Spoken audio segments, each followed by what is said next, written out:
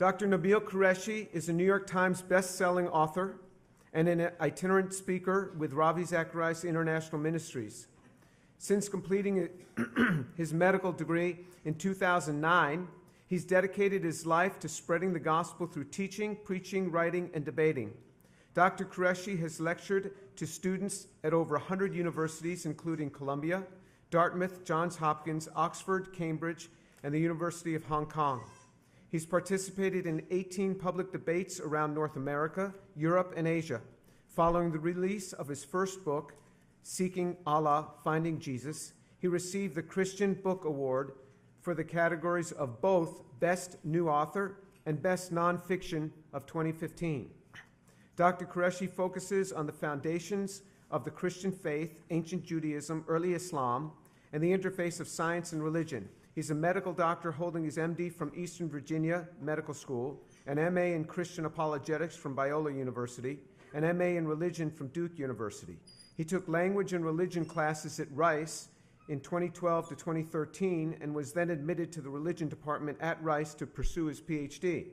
However, at the last minute, he declined the offer from Rice and went full-time with Ravi Zacharias International Ministries, concurrent with his attaining a Master's of Philosophy degree in Judaism and Christianity from Oxford University in the UK. He's currently pursuing a doctorate in New Testament studies at Oxford University. He's a busy guy, and there's a lot going on here. I've known Dr. Quereshi from the time he studied here at Rice, and what most impressed me about him is that he is a man dearly loved by many. He's a YouTube sensation, and his debates and lectures totaling well over 1 million views. He has a wife, Michelle, and a 1.5-year-old daughter, Aya. Something which Dr. Quereshi has been quite public about is that he returned to Houston in the summer of 2016 for treatment at MD Anderson Cancer Center after receiving the diagnosis of stage 4 stomach cancer with a projected survival period of 9 months and a 4% chance of recovery. He has completed all his rounds of chemotherapy, and he just completed his radiation therapy.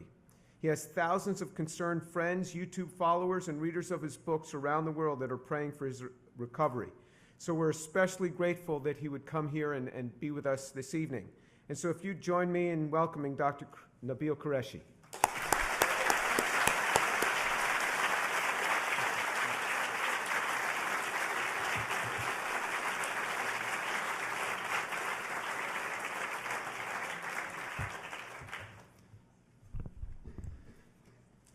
Reading all those degrees would make me sound like a thermometer.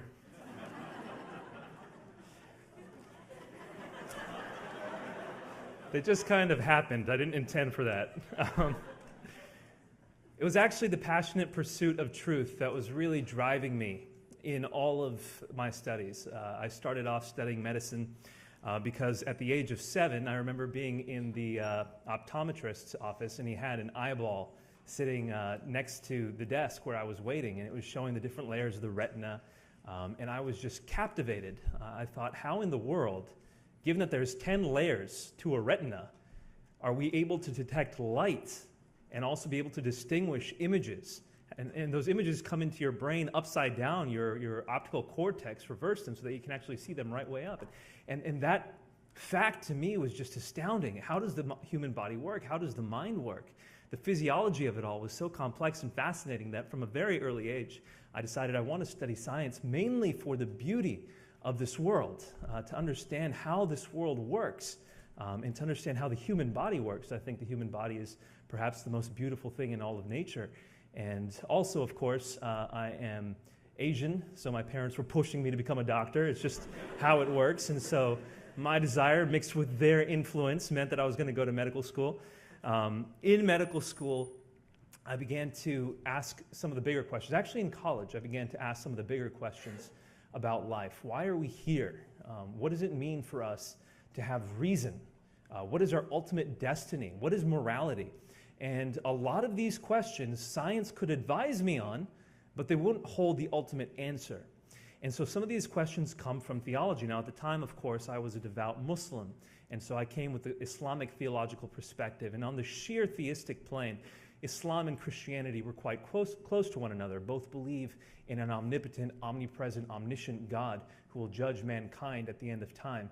a God to whom we can turn to in prayer, a God who commissions angels, demons are in the world as well, an afterlife, etc. Islam and Christianity are very close on this issue. But the dividing factor between Islam and Christianity, there are many, but the primary dividing factor between Islam and Christianity is the issue that we're going to discuss today as well, the issue of Jesus and his resurrection. Did Jesus die on the cross and rise from the dead? Of course, Islam says no, absolutely not. Jesus did not die on the cross. He's not God, and of course, therefore, if he didn't die on the cross, he didn't rise from the dead. Christianity answers the question with a resounding yes. Jesus claimed to be God, and he died on the cross and rose from the dead to prove his claim to be God. Now, these were questions that I was wrestling with when I was about your age, studying at the university. I was in Old Dominion University, was where I studied my undergraduate years. The question of the resurrection ultimately affects so much about how we see ourselves and how we see the world around us, especially if you're looking at it from an agnostic or atheistic point of view.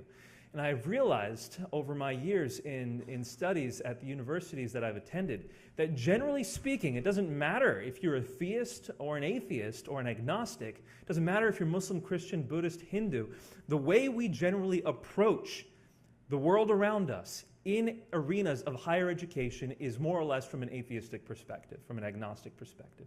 And I can understand that because it's a lowest common denominator sort of approach. Hey, we all agree that the world exists. We all agree that we can learn about the world from science. Let's use that as our background for understanding the world.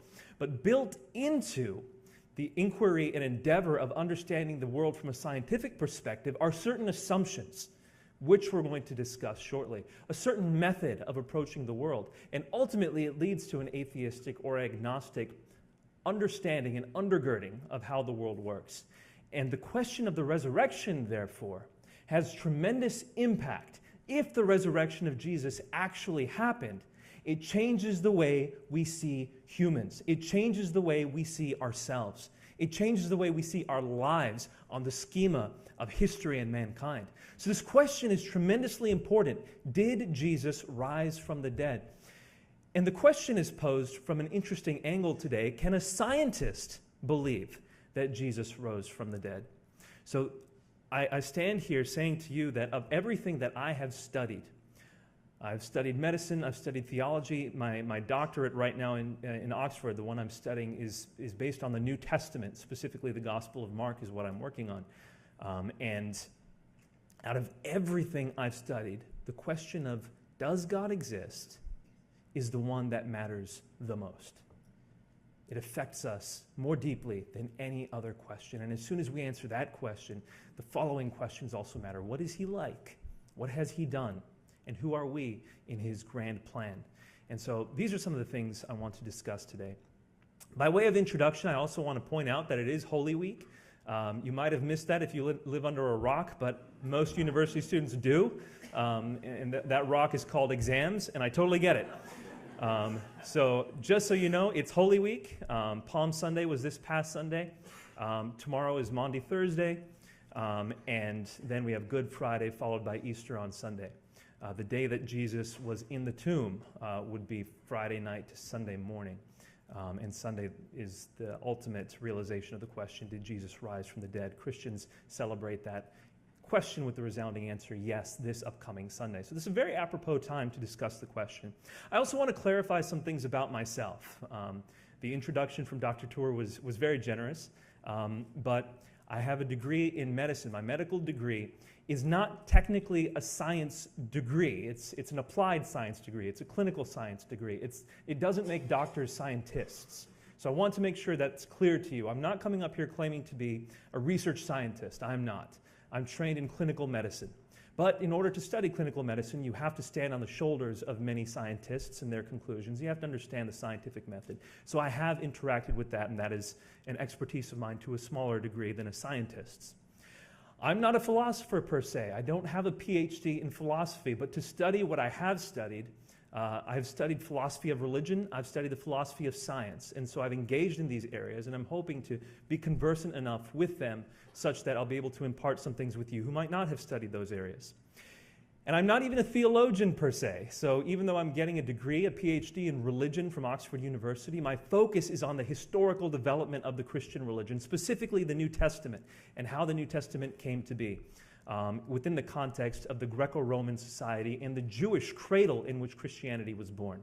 I do believe that Christianity was conceived within an environment of Judaism in a Hellenized context of first century Palestine. So that is kind of my background. My expertise tonight is in the interdisciplinarity of these issues, that I've dabbled in all of them, I've gotten degrees in all of them, but I wouldn't call myself an expert theologian or philosopher or scientist. Are you with me on that? Just want to make sure that I don't set up any false expectations here. One last thing that I do want to say is I have tremendous respect for science and religion. A lot of people try to dichotomize science and religion, and I'm going to talk about that a little bit. But my interest in theology was born out of the same drive that gave me an interest in science, which is to understand the world around me, the beauty and the complexity of the world around me, and the reality of the world around me. The same drive led me to have a tremendous respect for both science and for religion, and that's where I'm coming from. To quote Alistair McGrath, both science and faith, when at their best, help us to make sense of who we are, why we are here, and what we ought to do. We need that rich vision not simply to exist, but to live. Alistair McGrath is the professor. He holds the chair of science and religion at Oxford University, and I had the privilege to study under him while I was at Oxford. Finally, as we get started, I feel compelled to pray. If you want to join me and pray, please do. If you don't, that's fine too. Just bear with us who do want to pray for just a moment as we ask God to be present today. God, I thank you so much for giving us eyes to see, ears to hear. God, even modern scientists with all their powerful discoveries and abilities to help people, medically speaking, cannot reproduce such a thing as a brain that functions, cannot take a mass of tissue and give it life, let alone conscientious life. And so, God, I just want to proclaim that you are. You are. And I'm so thankful for that. And I pray, God, that as we discuss these issues of life and science, that I would say nothing false, that I would say nothing in order to curry favor, but everything carefully and rigorously approached so that we can get to the matter of truth. And I pray that we would glorify you in all our discussions. I pray this in your name. Amen. Okay, so to start with the question then, we're looking at the topic science, God, resurrection. So there's a period after science, a period after God, and question mark with resurrection. But I find that the question begins with the very first word, science. Do we actually know what science is?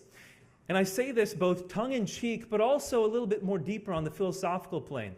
As I was going through medical school, I remember we had classes on ethics longitudinally throughout the 4 years that I was in medical school. And we would discuss such questions as, can we put a price tag on life? Because the reality is, we have a certain number of dollars that we can spend in healthcare and a certain number of people to whom we can appropriate those dollars. How much money do we give to every person? Or in what condition do we give it to them? 90% of the money spent on healthcare in the United States is spent on the last 18 months of a person's life. Would it be ethical to say this person probably has less than 18 months to live? Let's not fund them so we can fund 9 times more other people in their efforts and endeavors to live. Is that an ethical approach? And the fact of the matter that I discovered as I was in medical school was people had no basis off which to even begin answering those questions, because those people who were studying medicine often had not studied ethics, had not studied philosophy, let alone the philosophy of science. There was just this underlying assumption that science was somehow the mode of receiving all truth in the world.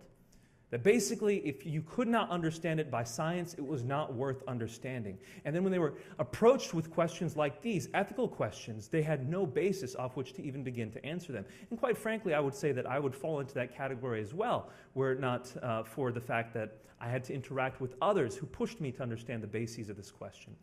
So Samir Okasha, who's a professor at York University, has said this, quote, "Something quite like science worship is a genuine feature of the intellectual landscape."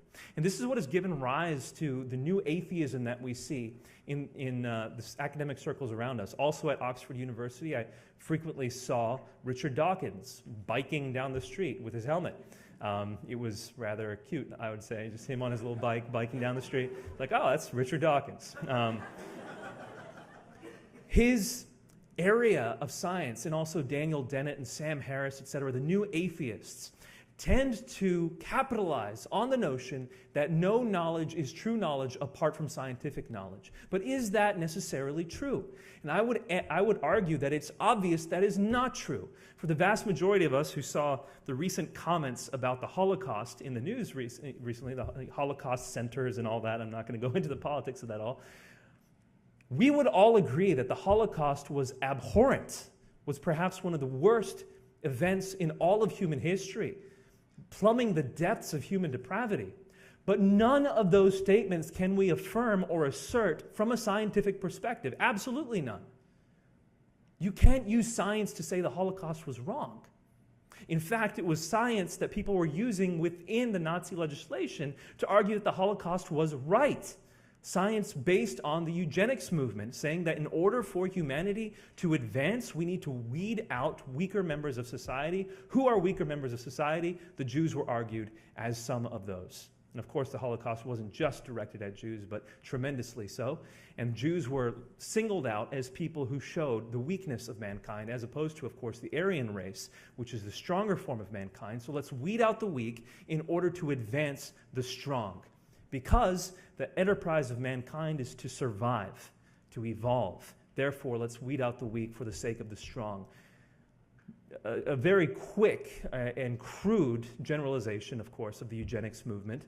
I apologize for having to make it so short, but that is at least how the Nazis saw the eugenics movement, and they were using that information in order to capitalize and to defend the Holocaust. You cannot use science to answer questions of ethics. And yet, we see people saying that the only knowledge worth having is the knowledge based on science. No, science has its limitations. But unfortunately, because of this prevailing understanding, as Professor Okasha says, that science is almost worthy of being worshipped in the intellectual arena, people don't answer the questions specifically about the extents and limitations of science. What is science? How do we even define what science is? Philosophers of science have tremendous difficulty answering that question. So, what is science? I pose the question to you tonight. And generally speaking, people might try to categorize things, and they'll say, well, biology is science, and physics is science, and astronomy is science. And I would say, yes, those are instances of science, but what is science? What is the principle that binds all of these individual fields of study together? And you also have people who would argue for certain forms of science that others would not, such as social sciences. Is anthropology a science? Anthropologists would want to say yes, whereas people in the hard scientists would say no. Cognitive sciences, are those hard sciences? You have people who disagree on that. History, the historical study of the past. You're trying to explain data using models to the best explanation, inference to best explanation. Exactly what science does, but is history a scientific enterprise? Most people would say no. So how can we define what science is? It's extremely difficult when we start getting down to it. Are we going to say that science is an attempt to understand the world? Well, so is religion. Religion is an attempt to understand the world. So are the arts. So is poetry. So the arts are trying to do the exact same thing, but no one would argue, generally speaking, that the arts are a science. Is it a particular method of investigating the world? Is science that which involves experimentation? Most people would say yes, but there are fields of accepted science, such as astronomy, that are not experimental, they are observational. And so can we hang our hats on the experimental nature of sciences, of hard sciences? No, we cannot. What about, trying to go a little bit deeper, science is a construction of truth based only on observed data and proved models of explanation. You're trying to drill a little bit more in there, and we're saying it's a construction of truth based only on observed data and proved models of explanation. Unfortunately, that doesn't even work. The definition of observation, and we know observation is critical to science, but the definition of observation is even a difficult one within the bounds of science. So for example, can using an instrument be a part of observation? So if I drop a ball off the Leaning Tower of Pisa to see if it falls at the same rate as a lighter ball, of course Galileo is the one who argued that mass doesn't determine the effect of gravity on an object. Is that actually, or weight, sorry, doesn't determine. Is that actually something that I'm observing? And we would all answer yes. A ball, if you're watching a ball fall off the Leaning Tower of Pisa, that's observation. Now, what if I watch the ball through a telescope? Am I still observing it, or is the instrumentalism that's working as an intermediary, meaning I'm not actually observing it? Well, most people would argue you are still observing it if you're looking through a telescope, and that's fine. But what about when it comes to atoms? We know atoms exist, but no one has ever seen an atom. Now, we use electron microscopes to see what approximates an atomic cloud, but is that really what observing an atom at that point? We're reconstructing an image digitally in order to understand what might be there. Is that observation in and of itself? The first scatter plots of molecules that were the basis of quantum theory never actually observed it. But we believe in quantum theory, and quantum theory has provided us with lasers. In lasers, we can understand and see that they actually work, and we can see the power of guided missiles, and we can understand our DVD players work. And so we say, well, the results of these observations still work, therefore we're observing. But are we? No one's actually ever seen the electrons change in energy in that way, or have they? So the question of observation is a very difficult one to grasp. But I would also even argue that, let's go back to our working question here, proven models of explanation. The word proof, historically speaking, means deductive reasoning, and we're going to come back to this in just a moment. But the vast majority of science is not done with deductive reasoning, it's done with inductive reasoning. So can we say that we're actually proving anything when we use inductive reasoning instead of deductive reasoning? We're going to come back to this in just a moment. But all this to say, it's not at all easy to demarcate science. What is science? Not at all easy to answer, and philosophers of science have been very familiar with that for a long time, the problem involved in demarcating what science is. So that's a place to start with. Now, what I want to emphasize is that science is, at the very least, an attempt to corral our avenues of receiving knowledge and to strengthen them. So, in other words, there are ways we receive knowledge. There are ways we build up our knowledge base. Science is an attempt to establish and strengthen those ways. I want to give you 4 ways tonight that we strive for knowledge. The primary one is through our senses, and we all understand this. So senses we use to gain knowledge. Science attempts to intensify the use of our senses. So for example, if we look and see something, great. How about we use a telescope to see further away? How about we use a microscope to see at a smaller level? Science is using instruments to determine and to intensify our senses. Okay? Avenue number 2 is testimony. To understand the results that others have come up with in their investigation and to incorporate that into our own knowledge base. In other words, when somebody tells you something, you're gaining knowledge through their testimony. Science attempts to intensify this, primarily through avenues such as publishing. So people have published their results in experimentation. That's their testimony to what they have discovered, scientifically speaking. And so science capitalizes and intensifies the route of testimony. A third avenue of gaining knowledge is through rationalized thought, careful, reasoned thought.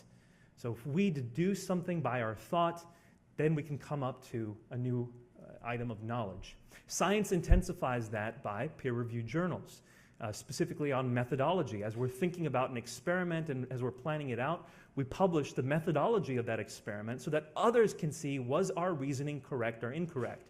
And I know many of us, as we study journal articles, skip the methodology section. That is an expedient. Let's not do that, if at all possible, because methodology is often where science is flawed. And so we need to understand whether the reasoning used is good reasoning. Science intensifies that through a peer review of methodology. Finally, memory. By our memory, we have access to knowledge. Science intensifies this through the annals of publications, through years and years and years of publication. So if you want, you can go back and read what Isaac Newton wrote in the 17th century.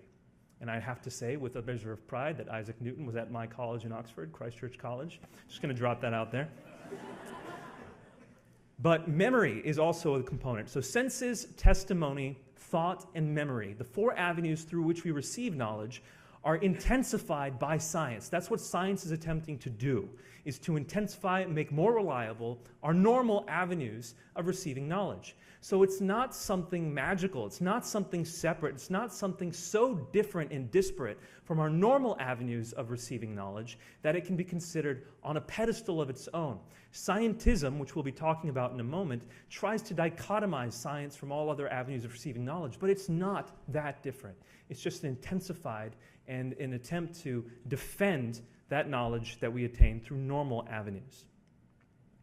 But out of these ways of intensifying our knowledge acquisition come some of the bases of the scientific method, and two in particular that I want to discuss today are testable hypotheses and reproducible results. In order to be actually following the scientific method, especially in the experimental realms of scientific inquiry, you need to have a testable hypothesis, and you need to have reproducible results.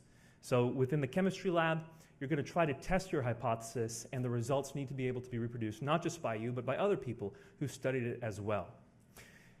Given these parameters, now I want us to understand, the moment you add parameters, they might be good parameters, but the moment you add parameters to a method, you are limiting what that method is useful for. All of a sudden, you can't answer certain questions. In this case, it has to be something that's reproducible in a lab. In a lab, that means it has to have a closed system. You can't have an open system, otherwise the results might not be reproducible. So you have to have a closed system. The questions about God in the universe automatically imply an open system. If you're talking about the universe itself, apart from God, you have a closed system. But the moment you ask the question about the creator of the universe, you have something outside the system that you're taking into account.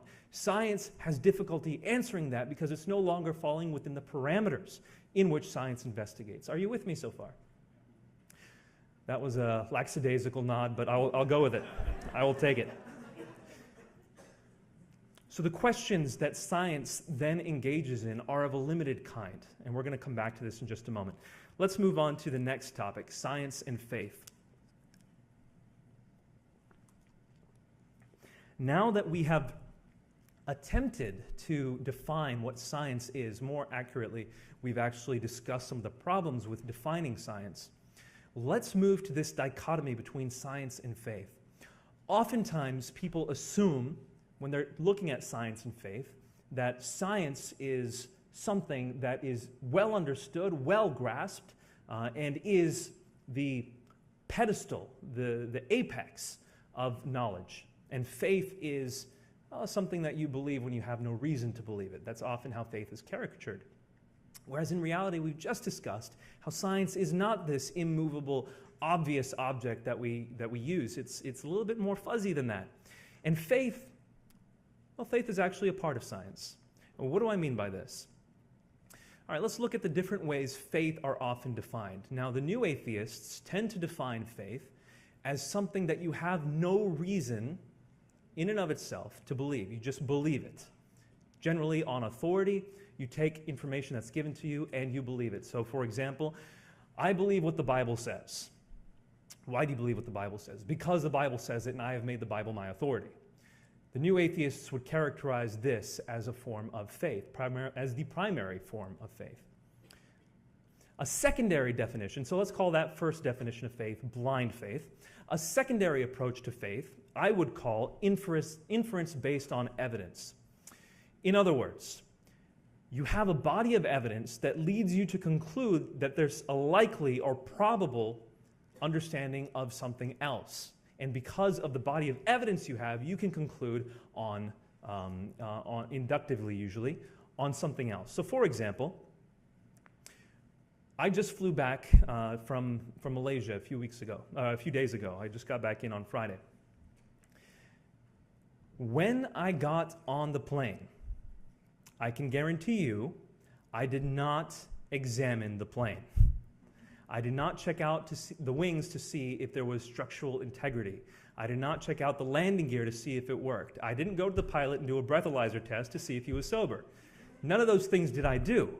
But I believed that plane would get me back to the United States. I had enough faith in the airline that the airline was doing those things, that I could just blithely walk onto the plane and stake my life on the fact that I will be coming back. Interestingly, it was Malaysian Airlines, so I'm not sure if I should have. Too soon? Probably shouldn't have said that. All the same, I trusted Malaysian Airlines well enough that I believed they had done the background work. Now, is that foolish? Is it foolish to walk onto a plane where you have tested none of the gear itself, none of the pilots themselves, none of the protocol? You don't even know what it is, yet you walk onto that plane. Why? Because the vast majority of planes that take off, come back, and do not crash, do not go missing, the vast majority do not. And so you're staking your life on the faith that you have in that airline. Is that foolish? And I would answer, obviously not. That's how we work almost all of our decisions in life. When you get onto the highway, you know that there have been accidents on the highway. You know that people die. In fact, more people die in vehicle collisions than do in airplane accidents. Yet, we get on the highway anyway, believing we're going to make it to where we want to go. This is faith. Truly, it is faith based on the experiences that we've had. You have no inherent reason to believe that that specific trip will work out. It hasn't happened yet. On the scientific level, even the fact that the sun is going to rise the next day cannot be scientifically proven. You can believe that it's going to happen because every previous day the sun has risen. You can believe because of the laws of physics that they will continue to work the way they have always worked, but you have no inherent reason to believe that apart from inductive reasoning. And the very notion of all of science is deductive reasoning, is proof, is flawed. The vast majority of science is not deductive reasoning. So, when I get on an airplane, I have good reason to have faith in that airplane company. To make it a little bit more personal, when we're deciding who to marry, we will say that I have a faithful wife or I have a faithful husband. Now, my wife isn't in the room right now. I have no idea what she's doing. No clue. But I have faith in her. Why? Because I know her character. I've seen her character. I've seen her for years and years. I understand what she's like, and given that I know what she's like in personal context, I can have faith in who she is. And it's not a poor assumption to have that faith. And so we operate in terms of faith on our daily life. We choose the most important person to walk through life with based on faith in who they are, who their character is. Now, let's turn back to science. Do we use blind faith when it comes to science? And the answer is yes. The vast majority of us and our scientific knowledge, even if you are a scientist, the vast majority of knowledge that you have in science was gained simply by trusting authorities in the field of science. Most of us believe in the planets in the solar system. Pluto is kind of an issue. We'll leave Pluto out of it. But the rest of the planets, we believe that they're planets. Most of us have not looked through a telescope to see those planets. We've had no evidence of our own. We believe the scientists and the astronomers who say that they're there based on their authority, based on the consensus of the people around us. But we just have blind faith in those people. So blind faith, especially when we're growing up as children learning these things, when you were learning about the solar system as a child, you didn't even rationally think, okay, well, these people have reputations that are on the line, therefore they wouldn't lie. You didn't think any of that. They just said, there's 9 planets. And you're like, okay, there's 9 planets. That's how we gain most of our knowledge. Most of us have not seen an atom. Most of us have not determined for ourselves biochemical pathways. Dr. Tour, of course, you're the exception, along with others studying under him, but most of us haven't seen it for ourselves. And yet, in medical school, I sat down and memorized pathway after pathway after pathway in order to understand the processes of medicine and human physiology. But we haven't seen it for ourselves. We're just believing it on blind faith. I don't even know the guys who wrote the textbook, and yet I believed them. And that's how we approach science for the most part. So blind faith is a large part of our scientific base of knowledge. But more importantly, I would say inference based on evidence, that form of faith, is also a large part of science. What do I mean by this? Let's talk about inductive reasoning. Every case of sickle cell anemia that's been studied at the genetic level has been determined to be present due to a single point mutation. Okay, a single point mutation leads to sickle cell anemia in every case that's been studied. You can use deductive reasoning if you're limiting your scope to just those cases that have been studied. Every case that's been studied of sickle cell anemia has shown a single point mutation. Does sickle cell anemia, in the cases studied, is it correlated to a single point mutation? Deductively, yes. Conclusion, done. Proof. But when we go from what we've investigated to all the other cases of sickle cell anemia that we haven't investigated, and we say, because this limited scope in 100% of the cases showed a single point mutation causing sickle cell anemia, therefore, all the other cases that we haven't investigated can be concluded to be the cause of the same mutation. That is inductive reasoning, and you cannot prove it. And yet all of science, not all of science, but the vast majority of science is built on that kind of reasoning. You assume that all of sickle cell anemia is functioning the same way as the cases you studied. But that's not proof. That's inductive reasoning, i.e. faith, as it's defined by the primary definition of faith, I believe. Same thing with Down syndrome. You've got trisomy 21. On the 21st chromosome, you have a triplicate instead of a duplicate. In just the cases we've studied, can we be sure of that? But we impute that to all the cases, and we do so rightly. I'm not saying that's wrong, but that is an exercise of inductive reasoning. That is an exercise of faith. And it's fine. There's nothing wrong with that. But to dichotomize science and faith is extremely problematic. For those of you who will go on to medical school or pharmacy school and study pharmacology, we prescribe tons of medicines that we know are not going to work for a certain portion of the population, because medication only works for some people, and if it works for enough people, we then prescribe it to all people. But we know it's not necessarily going to work, and yet we prescribe it anyway because it's the best way to approach the population dynamics. That's fine, but we're doing so based on less than deductive reasoning. And so when people approach science to say this is a specialized form of knowledge that goes above and beyond any type of faith is simply incorrect. The people who are saying that have generally not studied the philosophy of science or the way science works. Which leads me to scientism. Now, for those of you who want a definition of scientism, it usually is a pejorative term that's used by philosophers, but it is a real issue. When people believe that science is the only way to acquire knowledge, they have made a tremendous mistake. Science has its limitations. Like I said earlier, you need to have something with a testable hypothesis and reproducible results for most forms of the hard sciences to count. But most of what we know is not reproducible or testable. So for example, if I find a cake sitting on my table, as I did yesterday, my wife threw a surprise birthday party for me.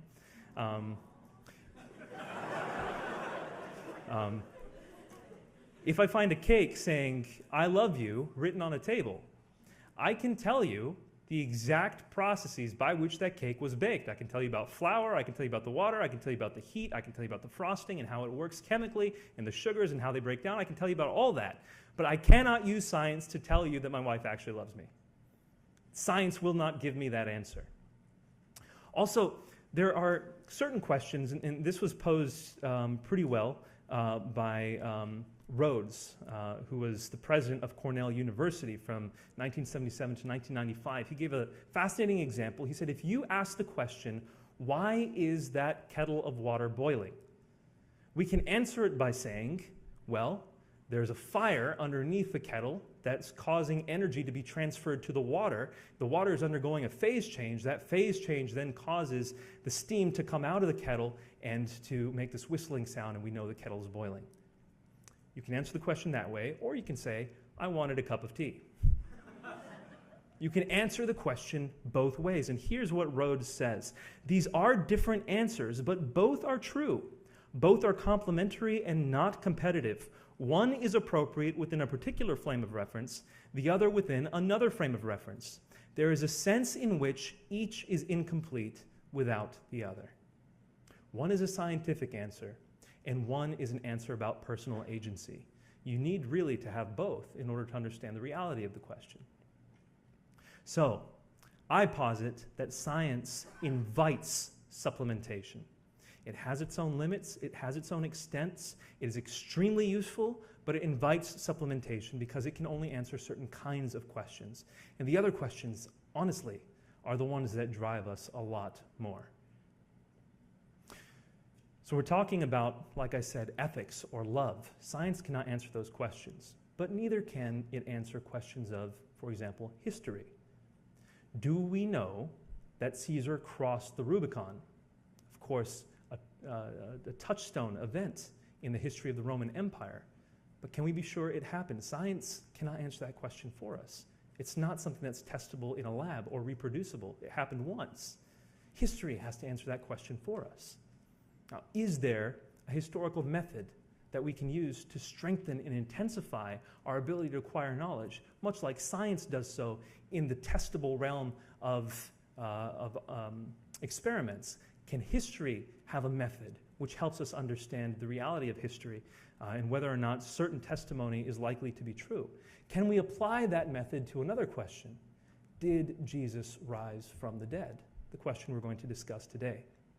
Now, before we get to that question in particular, I want to discuss the question of God now. We talked about science, and I would say God also enters the picture of science to a certain degree.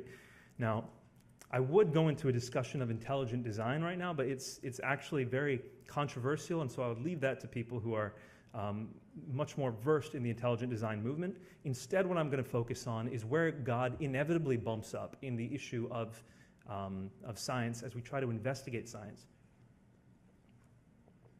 Now, when we talk about certain things, so if I were to drop this water bottle onto the ground, without the cap on, the water would spill. But if I were to drop the water bottle onto the ground, might as well do it. Drop the water bottle. I can say, because of a pre-existing law of gravity, which applies generally speaking, this specific instance of a bottle of water was subject to that law of gravity. You have two bodies with mass, they are drawn to each other, proportional to the distance in between them. Fine, we can understand that. But where does the law of gravity come from? Where does that general law come from, this natural law? Isaac Newton never made an effort to answer the question. And we're going to have, if we did try to answer that question, why does this law apply the way it does? If we do try to answer that question, then we're going to have another general law which explains the instance of the law of gravity, and then we're going to have another question asked. Where does that general law come from? And ultimately in science, you're going to have an infinite regress. You're going to have an ultimate beginning. Where did all of this come from? And that's the question that a lot of scientists have been trying to chase down, but it's an extremely difficult one to answer. And we haven't had any success, really, in trying to answer it. Long story short, there must be a beginning. There must be a beginning, unless you're going to have an infinite regress. Now, for a long time, scientists were trying to argue for an infinite age of the universe, that there was no origin to the universe. Of course, we discovered redshift in the mid-20th century, and we realized that objects within the universe are expanding from each other at a certain rate, expanding away from one another at a certain rate. Therefore, there was a singularity from which the universe began. That, of course, is called the Big Bang. Now, the moment the Big Bang was elaborated within science, many scientists pushed back against it very starkly because of the same reason scientists are pushing back against intelligent design. They were saying this is an attempt to smuggle God into science through the back door. Specifically speaking, I'll quote John Maddox. Now, John Maddox was the editor of Nature magazine. Nature magazine is probably one of the most prominent magazines in scientific study, even today.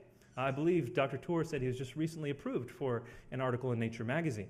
And so Nature is high up there. John Maddox is the editor of Nature magazine. Here's what he had to say. He published an article called Down with the Big Bang. Why? He said, because it's philosophically unacceptable, The origin of the Big Bang is not susceptible to discussion because creationists will have ample justification in the doctrine of the Big Bang. In other words, if we argue for a Big Bang, says the editor of Nature magazine, then we're arguing for the existence of God. Because you have a beginning. And if you have a beginning, someone had to start the beginning. Something had to be the cause. Everything that begins has a cause. And this is also known as the cosmological argument in the realm of philosophy. But everything that begins to exist has a cause. Only things which never began to exist do not have a cause. Well, if the universe began to exist, that means the universe has a cause. And we might as well call that cause God. That's what John Maddox is arguing, who of course is an atheist. And that's what a lot of creationist philosophers would argue as well. Now, to give just another quick look to this, at the beginning of the Big Bang, at the beginning of the universe, you would have exploding into existence from the singularity, time, space, and energy/matter. All exploding into existence from the single point. Time, space, and energy/matter. The thing that caused the universe to come into existence, whatever you call it, would therefore have to be outside time, i.e. eternal. It would have to be outside space, i.e. omnipresent. It would have to be outside energy/matter, i.e. omnipotent. So the very fact that a Big Bang happened, as was noticed by people like John Maddox, leads to the conclusion that there is an omnipresent, eternal, omnipotent creator of the universe, whom we might as well call God. So usually within the realm of science, this is where God crops up. Another place where God crops up, where I think he should not, is when people have no explanation for certain phenomena and they say, therefore, it must be God. That is what a lot of the new atheists point out as saying this is a God of the gaps argument. You say, well, since you can't explain it, you're just putting God into the gaps. And we've explained many things without God. We've explained many of these gaps, and we will explain future gaps without God as well. Fair enough, but notice what you're doing when you say that. You're saying you have faith in science. I have faith that science will explain these gaps. I have faith in science. That's fine. You can have faith in science. Science has accomplished much. It has told us much. You're allowed to have faith in it, but notice that's what you're doing. I'm not arguing that God of the gaps argument tonight. I'm simply pointing out that when you have science and God interacting, where it becomes most problematic is here at the beginning of things. God seems to be often present latently behind these phenomena.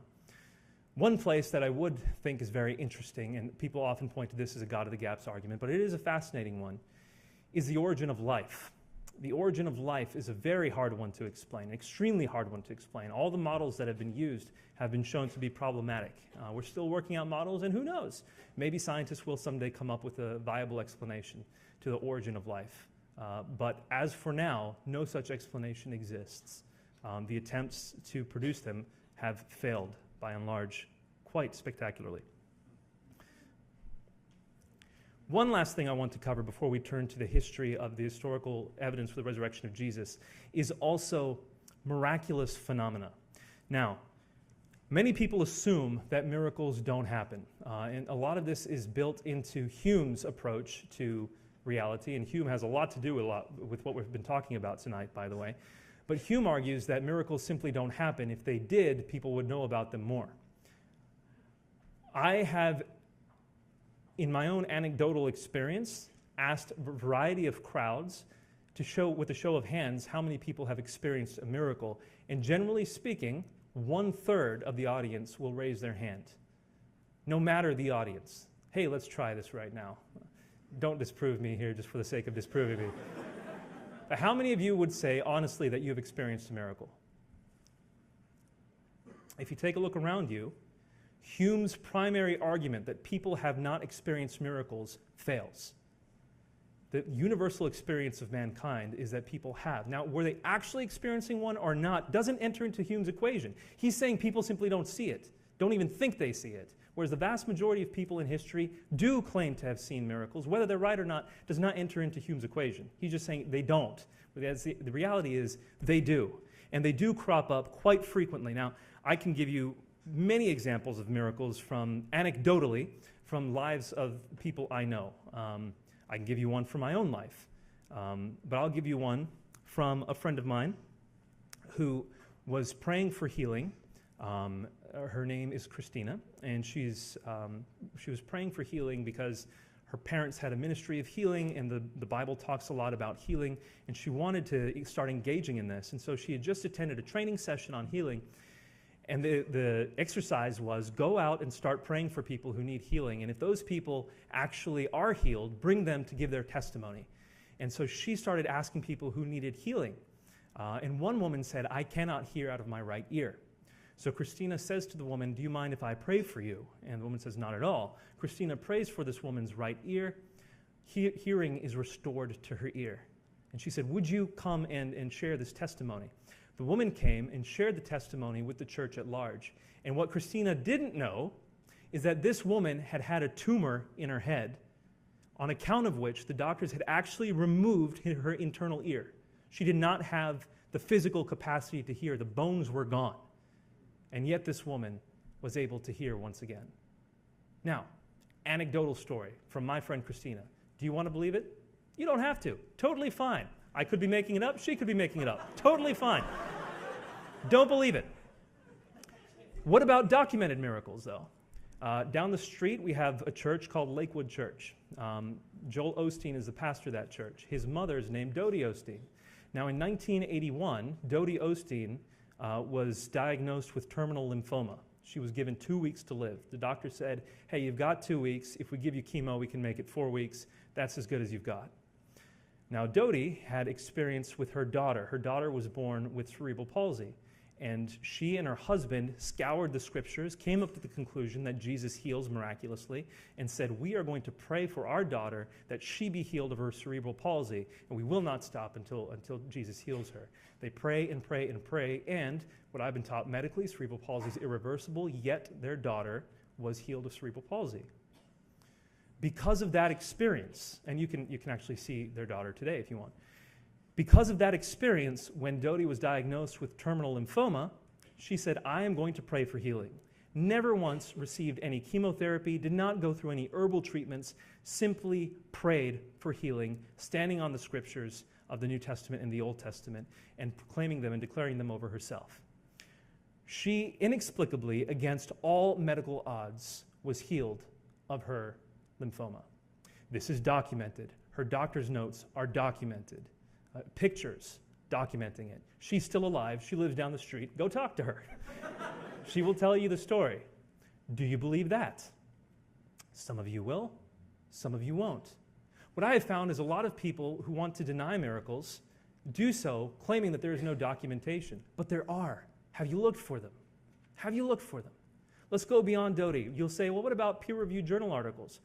Yes, miracles appear in peer-reviewed journal articles. There was a man who was in Africa, and this appeared in Life Anthropology, and I wish I had the exact date and title, etc. This report is documented through Craig Keener's book called Miracles. He talks about the specifics. I didn't have time to actually pull out the exact journal article.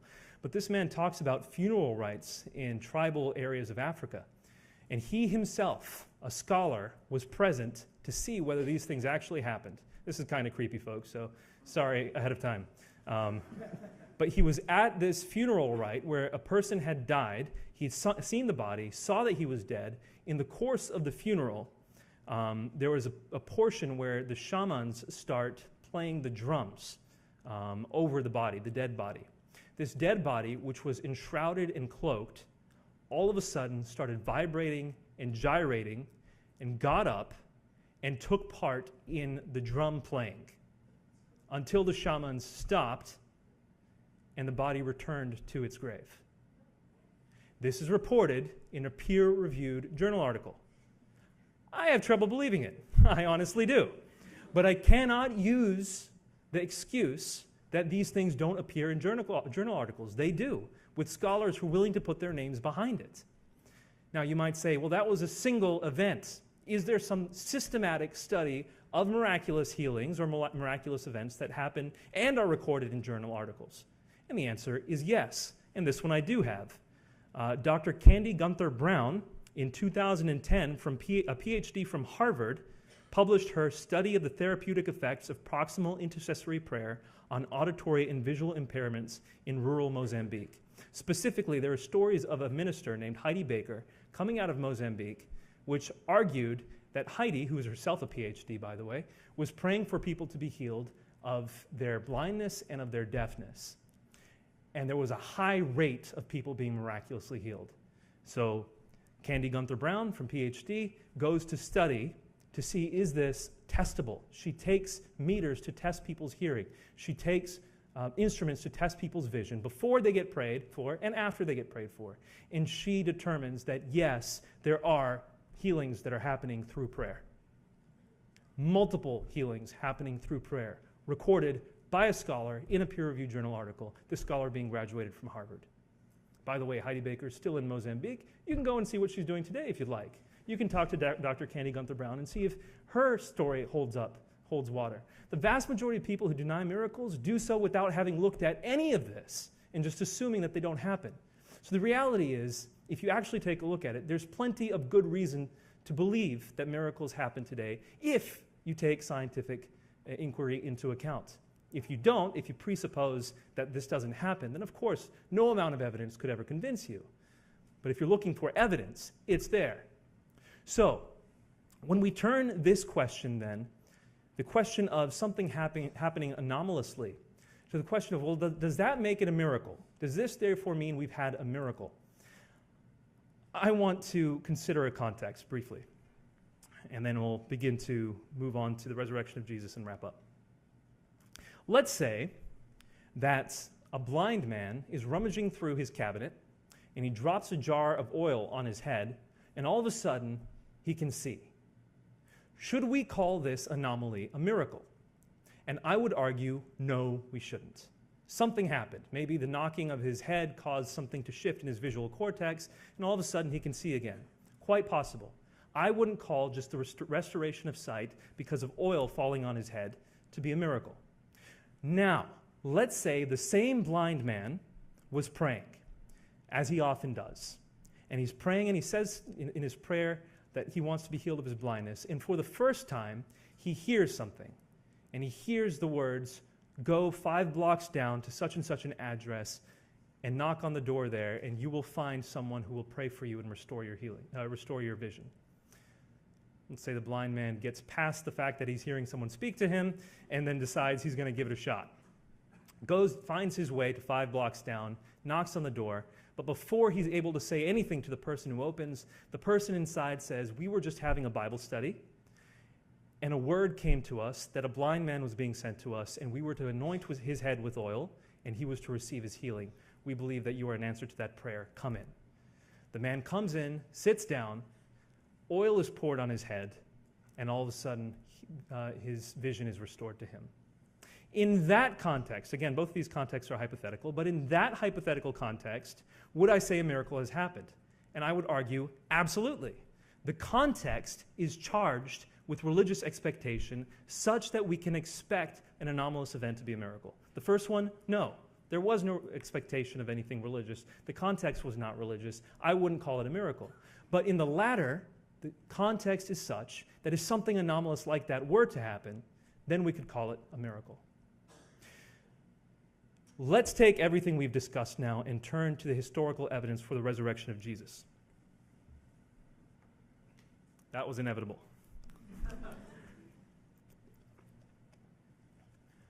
The enterprise of history is to do very much what science is doing, to take bits of data and to try to explain them with a model that makes most sense. So in the case of the Caesar crossing the Rubicon, we have that reported, but does it make sense of the events that surround it? And the answer is yes, it does.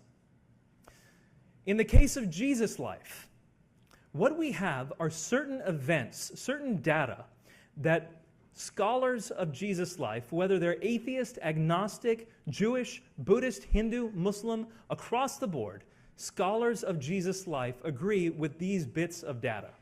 Okay, the 3 that I'm going to mention tonight. Number 1, that Jesus died by crucifixion.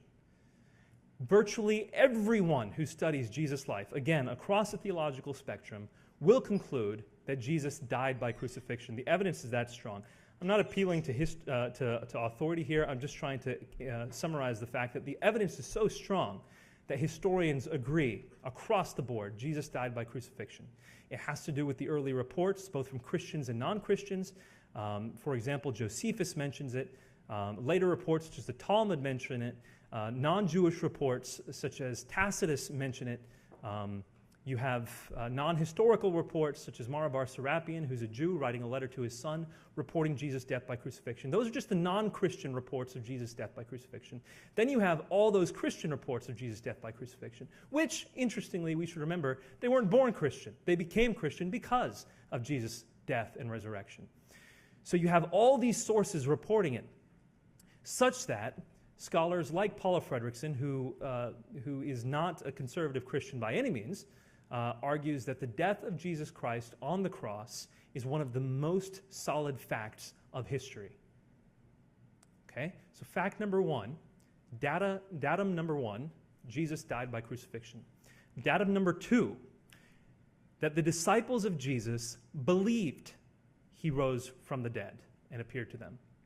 Now, I'm not saying that just because they believed it, they were right. That's not what I'm arguing. They could have been wrong. They could have been misled. But it doesn't matter who you ask, atheist, agnostic, Jewish, Buddhist, Muslim, Hindu, doesn't matter. PhDs who studied Jesus' life, the historical Jesus, they will conclude, whether misled or not, the disciples truly believed Jesus had risen from the dead and appeared to them. In other words, to argue that they made it up doesn't make sense, because these men were willing to die for the sake of their belief. And you say, well, people are willing to die for the sake of their beliefs today. For example, the people who flew planes into the Twin Towers, they died for their beliefs. That doesn't make their beliefs true. Very astute. However, these people were in a position to know whether what they were saying is true or not. They were arguing that they themselves had seen the risen Jesus. It's not something they were told. It was something that they were testifying to. And so they truly believed it. Now, could they have hallucinated? Some scholars say yes, they could have hallucinated, but at least they truly believed it. That's datum number two. Datum number three, that certain enemies of Jesus truly believed Jesus had risen from the dead and appeared to him. Instead of using the word enemy, it might be a bit more objective to use the word people who were not followers of Jesus, believed that Jesus had rose from the dead and appeared to them. The number one example of this is, of course, Saul of Tarsus, also known as Paul. Paul, who was persecuting Christians, who was voting for their execution at times, all of a sudden became a Christian to the point where he was willing to be killed. He was beheaded for his proclamation that Jesus had risen from the dead. Again, could he have been wrong? Maybe, but he truly believed that Jesus had risen from the dead to the point where he was willing to give up his life to do so. Same with James, the brother of Jesus, wasn't following Jesus in his lifetime, but all of a sudden we see him as the leader of the church in Jerusalem.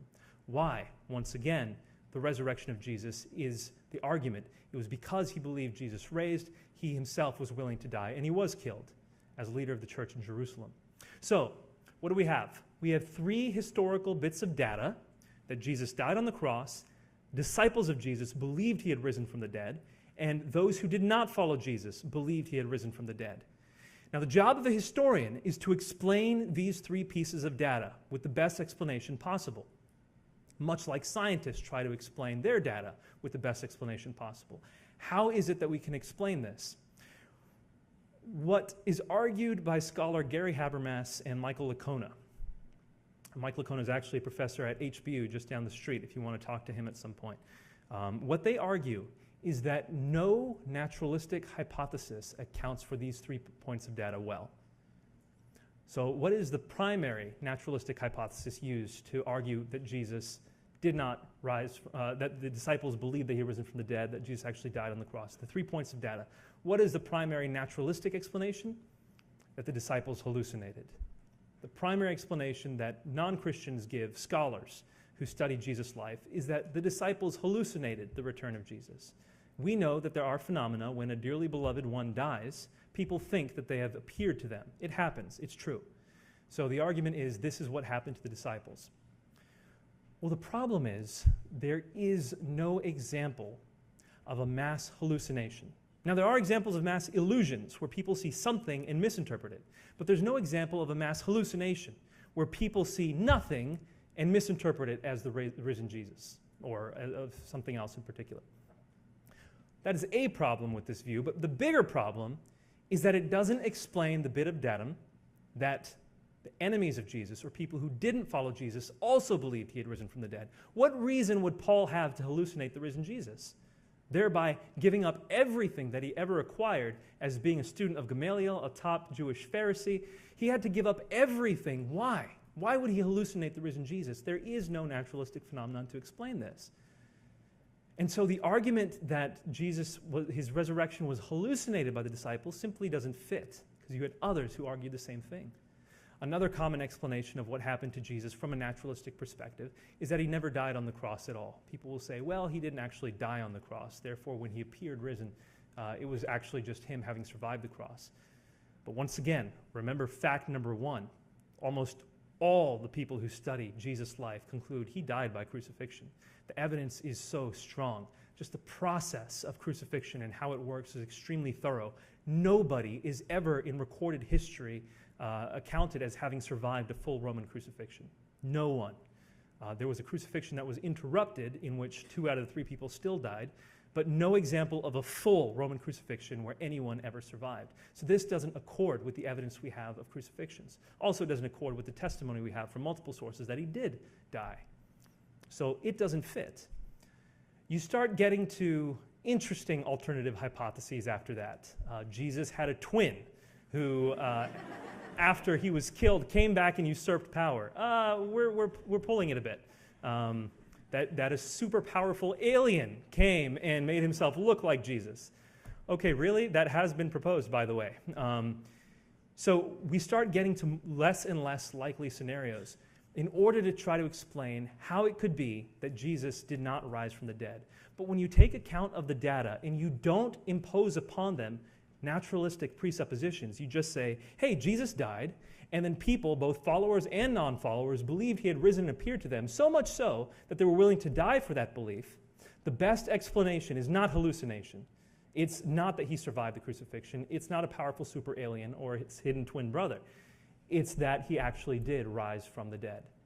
Now, I have seen in my studies that generally speaking, scholars of the New Testament and of the historical Jesus refuse to give an explanation of what happened.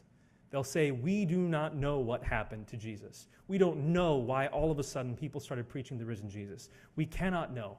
The only explanation that we could provide is that Jesus rose from the dead, but that would bring a miracle into the equation, and we as historians cannot argue for a miracle. I would say that's problematic. That's assuming a naturalistic worldview. We cannot do that as historians. We cannot presuppose a naturalistic worldview. Once again, if an environment and a context is charged with religious expectation, as it was in Jesus' case, it goes against the grain to presuppose a naturalistic worldview. It's not called for.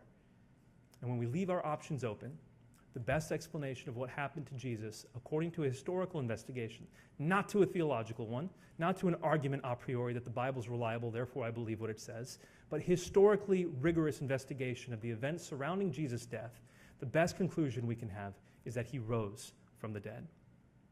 I saw this when I was a Muslim, and it would go against the grain of everything I had. My family, my religious heritage, my social context, everything in order for me to believe it. But the evidence was so strong that unless I wanted to go against the evidence for reasons that aren't intellectual, that aren't historical, then I had to accept the evidence where it pointed to. I would argue that is the inquiry of science, and that is the inquiry of faith when properly performed. And so for me, at great personal cost, I accepted the Christian message that Jesus died on the cross and rose from the dead based on the evidence before me. I can tell you this now. If I hadn't, I would be in no shape to talk to you tonight. If I didn't have excellent reason to believe that there is a life beyond this one, that this is not the end, there is more that is to come. This is in fact not even the beginning. This is an appetizer before the beginning, that true life starts when the veil is lifted. If I didn't actually believe that, there's no way I could be standing before you right now. When the doctors tell you you have 9 months to live, You don't walk out of there on your own confidence in life, on your own existential basis or grounding for living. The fact of the matter is, it's extremely difficult to extract meaning from life unless you believe that there's a greater purpose and a hand behind your creation. And if you're looking death in the face,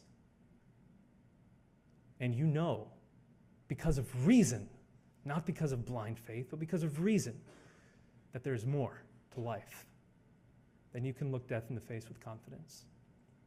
And that's where I am. I believe that miracles happen because I've studied it historically, I've studied it in journal articles, and it's happened to me personally. I believe in Jesus Christ of Nazareth, risen from the dead, because history points to it, people testify to it, and their reasoning is sound. And I believe that the end is not going to come for any of us, that all of us have eternal life.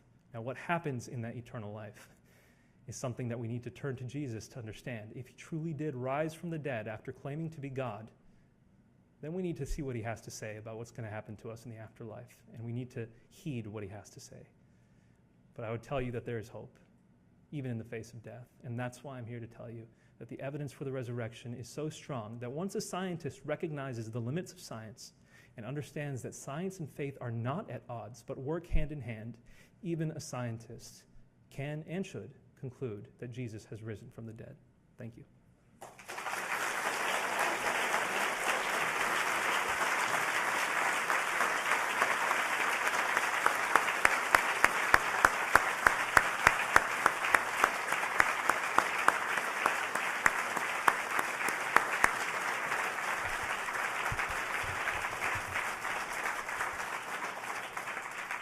Okay, we are going to have a time of questions and answers. So let me explain to you about the question. If you could kindly word your question in the form of a question, it would be extremely helpful. All right? And so what happens is there's probably a lot of people that want to ask questions, and so I ask you to keep it short and concise. So get right to the point so that Nabeel can answer your question and the questions of many others. And so what you're going to do is if you're down in the front, you're going to move toward the back. If you're down in the back, you move toward the middle, and it's going to be right in the middle there. There'll be a couple of people on the ends that are going to just check from you, okay, give us the context of your question, because there's some questions that might not apply, like what's the structure of methane, for example? That doesn't really apply today. And so they're going to just check that. And then they'll release you to come into the middle, and Eric is going to hold that microphone. He's not going to give it up, all right? Because once people get a hold of a microphone, sometimes it gets out of hand. So Eric's going to hold that microphone, and you just speak your question into that microphone, and Nabeel will take it from there, okay? Just real quick, I thought that was interesting. I don't know if you know this, but in, I believe it was the 18th century, a Belgian scientist was raking his brain over the question of what is the chemical structure of benzene. And the answer came to him in a dream. He saw a dream of a snake biting its own tail. And he was like, wait a minute, this is a circular structure. It's a ring structure. Kekulé. That's the one, Kekulé, thank you. So we have confirmation.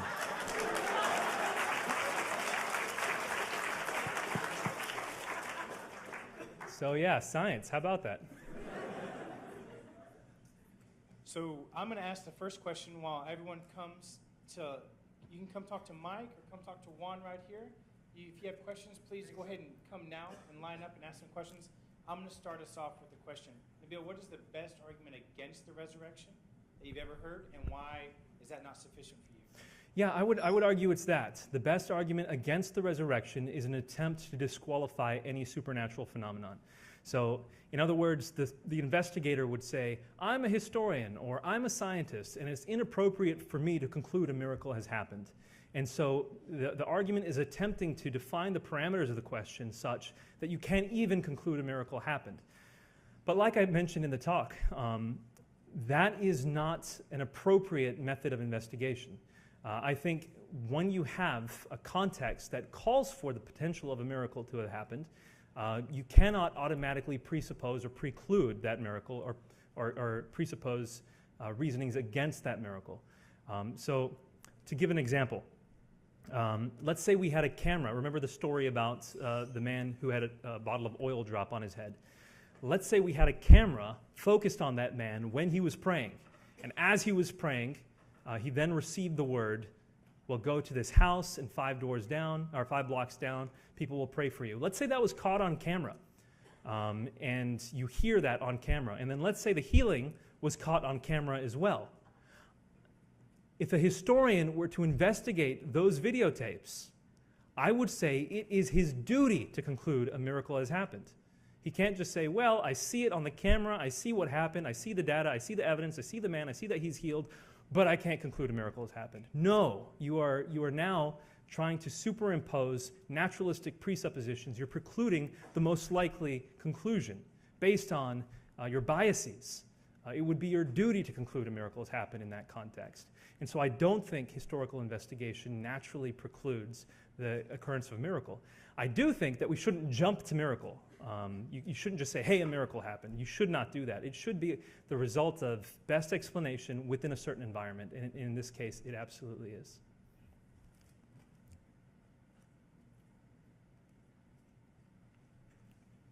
Hi there. Thanks so much for being here. Okay, so I really just wanted to ask about, for example, Sam Harris and some of the other new atheists make a sort of deterministic argument against free will for a lot of different reasons, but I was just wondering what your personal way is of reconciling like a Christian notion of free will with the proposal that after the Big Bang, certain chains of events were set in motion, and then, continuing on even to the neurons firing in our brains that determine our actions. Am I clear? Is that? Yeah. Well, it was generally clear, and I'll give you a general answer. Well, to begin with, Christian notions of free will differ drastically. And so you have some within Calvinist camps, for example, who would take a much more determined view than would those in Arminian camps, for example. But by the way, that conversation tends to be an explicitly American one. But that shows that there's a disparity within the view of free will, even within Christendom.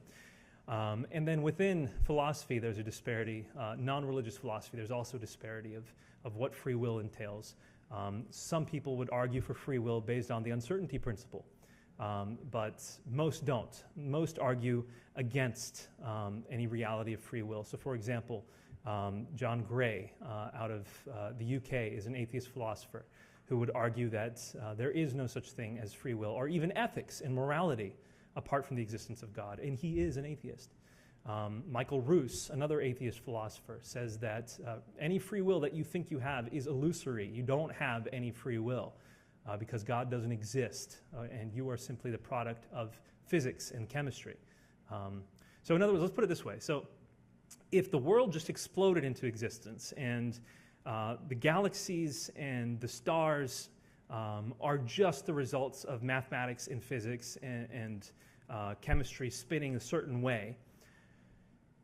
And then you have the Earth, which happens to be one speck of dust in the universe, happens to have come into this solar system, into this galaxy exactly the way that it did, such that life happened to come out of primordial soup for no specific intended purpose. It just happened to come up just because chemicals are spinning and physics is happening. And then that life evolved into us. We are no exception to the physics that are happening. Our brain, our thoughts, we might think that they are our thoughts and our desires and our conclusions, but in reality, it's just a brain that's fizzing, much like a soda would fizz on a tabletop. It's just the chemicals are just doing their thing, and that's what's happening in your brain. That's why people conclude a more or less deterministic view if you start with atheism, and materialism is probably a better way to put it. The problem with that, I think, has been amply put out by Alvin Plantinga. One of many problems with it, I think. I think there is something called an intuitive sense, which tells us that's simply not true. We have an ability to reason and decide for ourselves. But if we're going to go beyond something practical into something a little bit more defensible philosophically, Alvin Plantinga points this out. If you ever get the chance to listen to Alvin Plantinga, by the way, do it. He is hilarious. He's a cool old guy. I think of Gandalf when I see him. He comes up with some great quips, but his philosophy is par excellence. And he argues this. He says, if we, as primates that have evolved basically into Homo sapiens, have evolved such that we are the product of evolutionary attempts at survival, then our brain is designed to come up with truths that are actually survival truths. Where what we come up with, the way we live, the way we think is ultimately geared towards helping us survive. It doesn't actually tell us anything about the world around us with specificity except that which helps us survive. And so the question then becomes, why do we think our view of the world is true if our brains aren't instruments of detecting truth? If they're instruments of survival, what reason do we have to think that we have any access to truth whatsoever? And so the very notion of determining anything is undercut if we go with this purely naturalistic point of view. So once again, that's Alvin Plantinga. I think that addresses the question of determinism versus free will amply. I hope that helps. Yeah, thanks. You're welcome.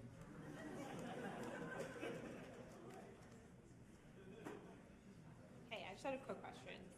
So, in your three kind of principles of the resurrection, you mentioned Jesus' enemies believing in him, and you specifically referenced Paul. What would you say to people?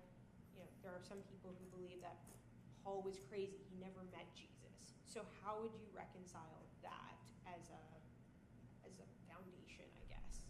Yeah, great question. Very, very, again, so I was talking about scholars of the historical Jesus and what their views are. You have people who believe everything, by the way. You have people who believe that Jesus never existed. You have people who believe that life started 10 minutes ago, and we've just got memories that have been implanted into our brain. You've got people who take the Matrix way too seriously. So you have people of all kinds. I'm trying to limit the views to those who are experts in their field. And of the experts in historical Jesus studies, virtually none believes that about Paul. I can think of one who argued it and was shot down spectacularly by the rest of the field for good reasons. One good reason is that we have the story of Paul recorded quite well in the book of Acts. Acts chapter 9, actually the last verse, I believe, of Acts chapter 8, introduces Paul. And the person who is writing the book of Acts seems to have been a traveling companion of Paul, because you have a first-person plural appearance throughout the book of Acts, which shows that this person was actually with Paul as they were traveling. And so this author is describing who Paul is and what he's done. That's one testimony. Testimony number two is that of Paul himself. So in the book of Galatians, for example, you have Paul talking about his background, specifically as he interacted with Peter. You have Paul talking about the kinds of things he did that corroborates what we hear in the book of Acts. In the book of 1 Corinthians, also an authentic Pauline, according to New Testament scholarship, you have Paul actually giving quotes of what Jesus has said, some of which overlap with what we find in the Gospels written by other authors. So he obviously knows what happens to Jesus, at least such that he's quoting the same thing. You have also non-New Testamental literature. So for example, 1 Clement, that talks about Peter and Paul as people who had encountered the risen Jesus. So you've got a lot of sources, a lot of authors who are saying it. In addition, the evidence that Paul gives to make himself credible is he references himself as a student of Gamaliel. Now, Gamaliel was one of the top Pharisees of the day. He was actually referenced in the book of Acts as one of the ones who was interrogating Stephen. I believe it was Stephen. And so he's known in the book of Acts, but he's also known in Jewish annals. If you read any of the rabbinic literature, for example, the Mishnah discusses rabbis who came before, of course, going back to the time of Eleazar and Hillel, etc. And Gamaliel comes after that. And so Gamaliel is a well-known Jewish authority. And if Paul is trying to make himself sound credible, and he says, I was a student of Gamaliel, and he wasn't, that would totally undercut any authority he has, and it would make no sense for him to do that. And so there's good reason to think Paul was a student of Gamaliel. He did die, according to, again, non-New Testamental literature, arguing for the resurrection of Jesus to the emperor. So in the same year, both Paul and Peter die under the hands of Nero. And this is recorded in non-New Testamental literature. Why would he have done so? So the evidence that we have of Paul is both from himself and from others. And the most coherent picture we have is that he actually interacted with the disciples, and the disciples are saying that he actually interacted with the risen Jesus himself, or at least saw him. By the way, the argument that Paul never saw Jesus has been challenged, and quite well. I forget who it was who wrote the book, but there is a book which discusses Paul's life would have been lived, at least his religious life, very much so in Jerusalem at the same time that Jesus was ministering. And so it's just an assumption that Paul didn't actually see Jesus. He may have seen him preach. He may have heard him. May have seen him in the temple. There's no real reason to think he didn't see Jesus in the flesh. But we know, based on his testimony and others' testimonies, that he saw him risen. And that's at least the consensus of historical Jesus scholarship. Thanks. Hi, I'm a new believer. I got baptized in my church a couple months ago. Great, congratulations. Thank you. So I was wondering, like, I believe resurrection, but how about the other stories in the Bible? For example, the story of Jonah. Like, do you see those stories as a sort of metaphor to help people understand, or do you see those as historical fact? Like a man can literally stay in the stomach of fish for like 3 days. So I will answer your question from two perspectives. We have to understand that there's a lot of disagreement even within Christendom. So what I want to start with is people will often say, I'm not becoming a Christian until I can know that the Bible is the Word of God. And I'd say that there is good reason to do that.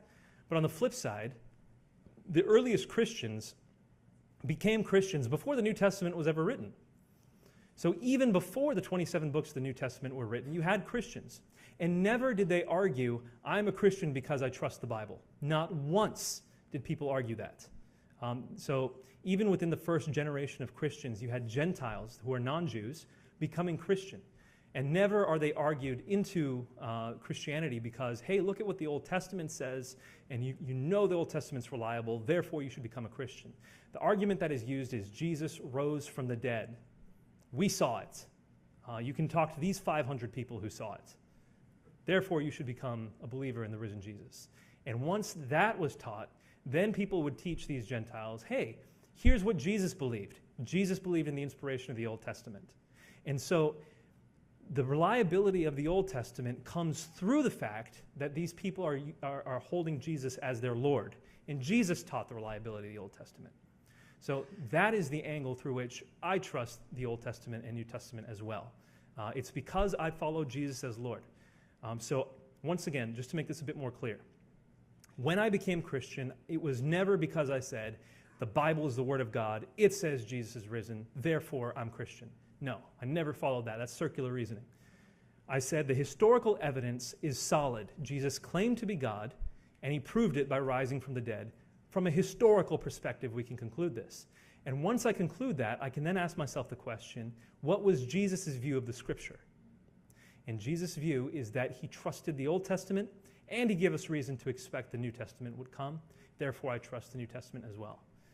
So now getting to your specific question on the book of Jonah. That story, I believe it happened. There are Christian theologians, though, who would argue that some of the books of the Old Testament are designed to teach from a parabolic point of view. So Jesus would teach parables.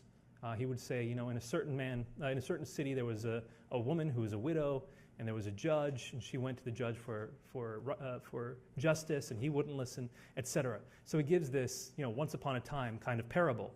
And you know that when he says things like, in a certain city, that he's opening up with a parable, it's not meant to be a historical reality. It's, hey, this is a story from which I'm going to extract truth.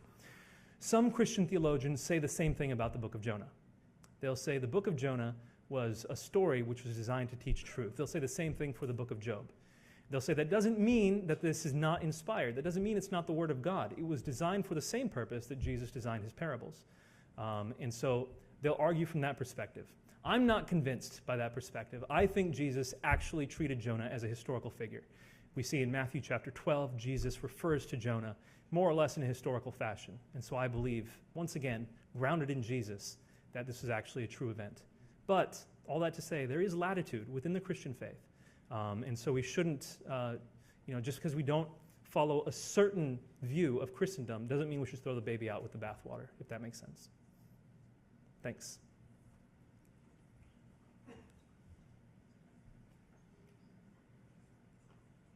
Hey, my name is Eddie Morales. Hi. I just want to say good to see you and good, thank you for coming. Thanks. I was going to ask, you spoke about the Big Bang Theory and talked about how there's some models for origin of life that are viable in our scientific realm. Can you give examples of those, like if you were to come into contact with someone who would talk about those specific models? Yeah, I knew you were going to ask that. So what I said was that there is no model that has been shown to be viable. Not that there are some. There aren't any. The one that I was taught in high school, I'm trying to remember the name of it. Perhaps you could remind me. Thank you. The Miller-Urey experiment.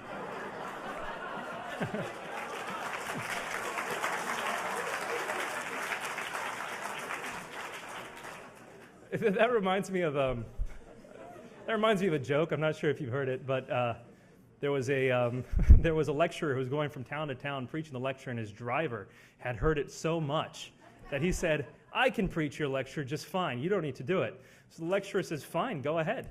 And then the driver preaches the lecture exactly the way the lecturer does, and people give him a standing ovation. At the end, someone comes up to ask a question, and he says, "That is such an easy question to answer. I'm going to let my driver answer it." So right now I feel like the driver in lecturer's clothes when I have Dr. Tour next to me. But the Miller-Urey experiment was this. It was basically that you added into a closed environment nitrogen, oxygen, hydrogen, and carbon. Basically what was expected to be the elements on the face of the primordial earth. Once you have that in a closed system and you add electricity to that system, it would produce amino acids. And amino acids, as we know, are the building blocks of life. So amino acids start coming together, you get proteins, and proteins, you get tissue, you get life. And so this was something that was taught to me when I was going up through school. I saw the experiment, learned it, and this was for us the explanation for the origin of life. The reality is, though, that the Miller-Urey experiment was shown to have fudged the data tremendously. So this is, again, where the repetition within scientific inquiry is important. When people tried to reproduce the results of the Miller-Urey experiment, what they found was the vast majority of the products of this experiment were organically inert. They could not produce life. Another problem was that these chemicals lacked the chirality of life. So if you study organic chemistry, you will know that there's handedness in molecules. Certain molecules have handedness, left-handed versus right-handed. And the molecules which are the basis of life are uniformly chiral, whereas they're sided. Whereas the products of this experiment had an equal amount of each side, which does not concur with what we know about life. And there are more problems with the experiment. I'd have to look at it again to get you all the details. But that was the one that was hailed as the best explanation. Oh, yeah, here was another one. The assumption that those were the four chemicals that existed at the beginning of the Earth was just that, an assumption. And in fact, the more we studied it, the more we realized those were not the chemicals that existed on the face of the Earth initially. You had, an oxidized environment in one assumption, and that simply wasn't the case. So those are some of the problems with the Miller-Urey experiment, and that was the best explanation. There are other explanations, but they all tend to have significant problems. And so once again, I say, it might come down to it in maybe 100 years where we have a viable model. And if we have enough faith in science to believe that, that's fine. But as for now, abiogenesis has no good non-theistic explanation. You're welcome. There are other things, by the way, that have no good non-theistic explanation. So, for example, consciousness. You have, Daniel Dennett has tried to argue that there's a foundation for consciousness, but once again, most scientists conclude that not only is there none, but there can be none. But we can get into that in another time. Thanks. Hello. My question, well, first I have to give the background. Can you give the background in the form of a question? In 2006, there was a New York Times article that reported on a study that was trying to show the efficacy of prayer after surgery. And this study was done on 1,800 patients across 6 hospitals who all underwent coronary bypass surgery. And the researchers split the 1,800 patients into 3 groups. One that received prayer and knew about it, one that received prayer and didn't know about it, and one that didn't receive any prayer at all. And the group that received prayer and didn't know about it did just as well in their recovery as the people who didn't receive prayer. And the group that received prayer and knew about it actually did worse, possibly because of performance anxiety. So my question is this the proper intersection of faith and science, and how should we view those results? Yeah, great question. I would have to look at the methodology of the experiment. I recall having done so, and I saw some issues with the methodology. I can't recall what they are now to be specific, but it's important to look at the methodology for one. For two, that was one experiment, and there are other experiments that have been done that did show a correlation between prayer and healing. And so we can't necessarily lift one up above another. Now, the population sample is quite high in the one that you're discussing, that's true. But it was an experiment conducted by one body amongst others. So what we should do is a meta-narrative, a meta-assessment of a variety of surveys and studies that were done. But the thing that resonates most with me is that when we're talking about God, we're talking about a person, or 3 persons if you believe in the Trinity. And frankly, persons don't like being experimented on. And so if you were going to do an experiment with me, a double-blind experiment with me on 18,000 people, and how I would react to them in a given situation, I would go out of my way to say, no, you're not going to experiment on me. I don't want that. We have to take into account that God is a person, and he has a will of his own. So when you treat him as a mechanism, as a system, I think that is repugnant to him.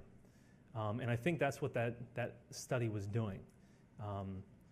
Also, I do believe I recall some of the issues with the methodology. Some of the people who were praying didn't actually believe in prayer, for one. They didn't make it an effort to find people who believed in prayer. They also didn't make it an effort to see if the people praying or the people receiving prayer had faith in the healing. And that's actually something that Jesus talks about quite a bit, that you're supposed to have faith in the healing, either the person praying or the person receiving prayer, both. He doesn't specify exactly what that equation should look like, but faith needs to be there, faith for healing, and that wasn't a part of that research. So I'd say that there are experimental flaws, but ultimately you can't put a person in a test tube, and that's what people were trying to do with that study. I'm much more like the approach of the scientist that we talked about who is studying the healings in Mozambique, where there's something already happening, and she's going to test and see whether this is something she can proclaim to the world. And she said she could. Again, a Harvard PhD. So I like that approach a lot better. It's instead of turning God into a box, it's saying, let me see, God, if you're actually doing something or not, that I can then proclaim objectively. You're welcome. Hi, Nabeel. So I had a question given to me by a student who asked me to read it for him, basically. Go ahead, read his question. Yes. The question is, why do you believe in the resurrection as opposed to other supernatural theories like the substitution theory in Islam, where Allah put the image of Jesus on another person's body? Yeah, so I have a chapter on that in my book, No God But One. So if you want more details on that question, the book will hopefully be outside. I forgot to bring it, so we sent someone to go get it. Basically, when we're talking about the Islamic worldview, so in Islam, the argument is that, well, there's two. There's two views within Islam on what happened to Jesus. One view is that Jesus did not die on the cross, that he survived the crucifixion, and I would call that the theistic swoon theory. And the other view is that Jesus' face was substituted for somebody else. Usually it's said that it's substituted by Judas or Simon of Cyrene. And it was either Judas or Simon of Cyrene who was killed on the cross and not Jesus. Both of these approaches are problematic. Number one, I'll start with the main view, which is the substitution theory. When you look at the Quran and you see what the Quran says about Jesus, what you find is that the Quran usually gets its information about Jesus from apocryphal gospels or Gnostic gospels. So, for example, the Quran talks about Jesus giving life to clay birds. That isn't something that actually happened. That's a story that was invented well over 100 years after Jesus died, and it's something that we find in the infancy gospel of Thomas. It's a fascinating story. I think it's hilarious. What Jesus is doing in the infancy gospel of Thomas is he's being a little mischievous brat, basically. He's like, hey, cool, I have superpowers. And so he goes to people who annoy him, and he kills them or strikes them down or something. And when people are like, hey, why are you killing people, Jesus? He's like, oh, okay, fine. And he raises them up. And so it's a book that's meant to be entertaining and apocryphal. Well, one of the stories in that book is that Jesus was making clay birds on the Sabbath. Now, you're not supposed to make anything on the Sabbath as a Jew. And so people went up to Jesus' father and they said, or they went up to Jesus and they said, why are you making things on the Sabbath? And Jesus is like, I'm not making birds, I'm playing with birds. And then he blows life into those clay birds, and the birds fly away. So mischievous Jesus gets away with something once again. He was making clay birds, but he pretended he wasn't. This only makes sense in a Jewish context, by the way, people who understand what the Sabbath is. But we know exactly where the story came from. It came from an apocryphal source. And yet it finds its way into the Quran as if it were true, because it was a very popular story. Same thing with Jesus speaking from the cradle. The Quran says Jesus spoke the moment he was born. People went to Mary and said, Mary, how are you pregnant when you're not even married yet? We thought you were a holy woman. And Mary's like, don't ask me, ask Jesus. And here's baby Jesus like, I'll tell you. And this story comes from the Arabic infancy gospel. So the Arabic infancy gospel is a gospel which says Jesus is the Word incarnate, the eternal Word. And so once you believe that he's the eternal Word, it's one step away from saying when he was a baby he could speak. And that's what that gospel says, able to even speak from the cradle. But it was speaking more testimonially, not physically speaking. Yet the Quran picks that up and says this is what Jesus was able to do. He was able to speak from birth. Once again, an apocryphal story finding its way into the Quran.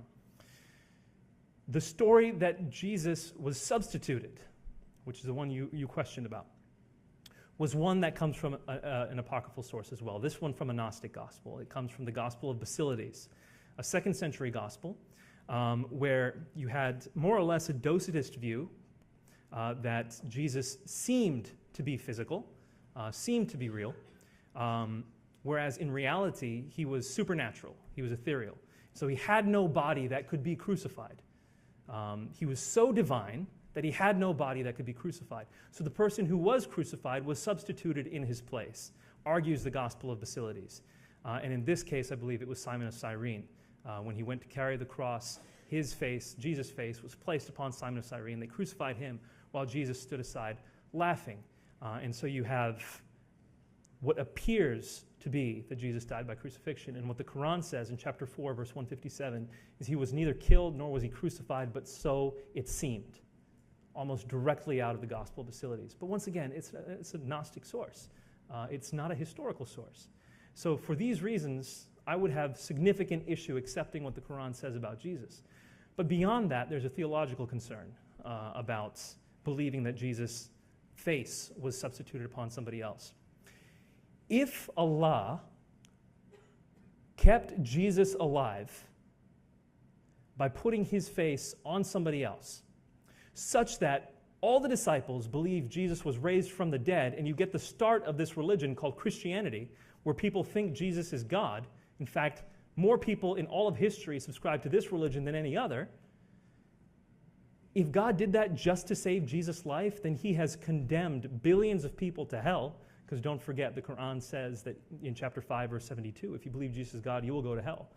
So people believe Jesus is God, billions of people believe Jesus is God, just so Jesus could be saved, so Allah could save Jesus from the cross. That is really problematic. It shows that God's willing to consign many, many people to hell for the sake of one person. In addition to that, it makes Jesus an incompetent Messiah. Because why couldn't he tell his own disciples, hey, I didn't die on the cross? If all of them are going around saying Jesus died on the cross and he really didn't, it makes him an incompetent Messiah for not having been able to tell them that. In fact, not having been able to tell them much of anything, because in Islam, Jesus was saying he is not God, he's just a prophet. But he couldn't even get that simple message across to the disciples. So those are the main issues I have with those theories. The theistic swoon theory, of course, the main issue I have is it goes against all the evidence. Jesus did die by crucifixion. So, but I have, again, a whole chapter on this in No God But One. Thanks. Hello. So my question is about us being made in the image of God. So the Bible says that we're made in the image of God, meaning that we have his character and like love and compassion and so on, not that we literally look like him. And so sometimes when I talk to people about that, they say that animals are also made in that image because they have love and compassion for each other, saying that we're no different. So how would you argue that we're different from animals? Yeah, that's a great question. And I would once again argue that there's a variety of viewpoints on what it means to be made in the image of God within Christendom. So if you talk to one theologian, they'll say it means one thing. You talk to another theologian, they'll say it means another. I take the position that to be made in the image of God means to have truly selfless love. And that requires an understanding of good and evil, of morality, and it requires an understanding of self and other, and it requires an understanding of true altruism. Now, there are animals that approximate selfless love. For example, elephants, when they die, you will see other elephants mourning, sometimes even coming to a grave site, if you will, to mourn the death of an elephant. Dogs, there's a story, a very moving story of Hachiko, the dog in Japan, whose master went off to work one day, and he would always follow his master to work, and then at least to the bus, I think it was, or the train. And then when his master would come back, he would meet him there and come home. Well, his master died at work one day, and so Hachiko kept going to the train every single day for decades, waiting for his master to come back. Very moving story. They have a little statue of Hachiko in Tokyo.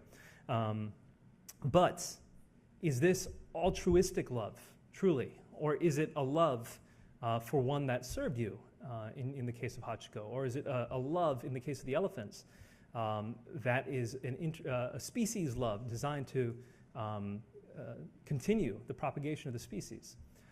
I believe that mankind is the only one of all species on the earth that truly understands a selfless love in a moral sense. Animals, and J.P. Moreland, he's a philosopher, you'll find a lot more through J.P. Moreland's work. He's a philosopher at Biola University. J.P. Moreland argues that animals have thoughts, but they don't have thoughts about their thoughts, whereas humans do. Humans have thoughts about their thoughts, and that's what separates mankind and makes mankind in God's image. So that's another way of approaching this, the same issue. I focus on the issue of love. He keeps it more general on thoughts. But those are two approaches to answer the question. I hope that helps.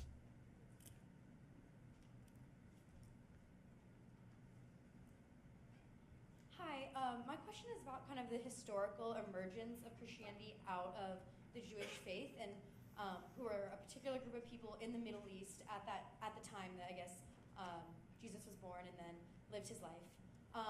And so the Bible is a history of that specific people group, but doesn't necessarily address like other ancient civilizations that we believe from historical evidence to have been existing at the time, and sort of my question is about sort of how we sort of reconcile this chosen people narrative with also the narrative that Jesus brings, that I guess Christianity is for the Jews, is for the Gentiles, but sort of like so much of Jesus' life is predicated on these certain prophecies that came out of a certain religion. So I guess if you're not from that people group, then that might not necessarily feel linked to your history. Yeah, it's a great question. It really is, because that was a prominent issue in the early church. What do we do with these Gentiles? Do they have to follow the law or not? Such that there were multiple councils held to discuss how did Gentiles interact with Jews. When you look at the Old Testament, the Tanakh, the Hebrew Scriptures, what you will find, as opposed to most documents that try to uphold a specific people group, usually their own people group. So if you have, for example, the Vedas, which talk about Indian history, generally speaking, there is an elevation of that people, which is clear and pretty much incontrovertible. In the case of the Old Testament, you don't see that. You do see God saying that you have been chosen, he says to the Jews. But what he says, and I believe this is in Deuteronomy chapter 9, it might be Deuteronomy chapter 7, what he says is, you have been chosen to basically receive the blessing or the curse. In other words, if you follow me and you do what I tell you to do, you'll be blessed above and beyond all people. But if you do not do what I tell you to do, you will be cursed above and beyond all people. So it's not elevating the Jews, because what we find out actually throughout the books of the Old Testament, after you get through the Pentateuch and you get through the prophets and the other historical writings in the Old Testament, starting from Joshua and on, what you find is the Jews do not actually follow God, and they do get cursed more than any other people group, such that it explains the destruction of the temple and dispersing of the Jews amongst the Babylonians.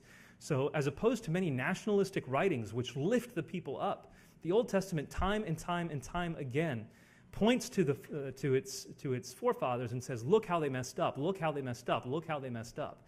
And that is really, I think, among the unique characteristics of the Old Testament, such that it invites other people groups in. So let's look, for example, at the book of Jonah, as was described earlier.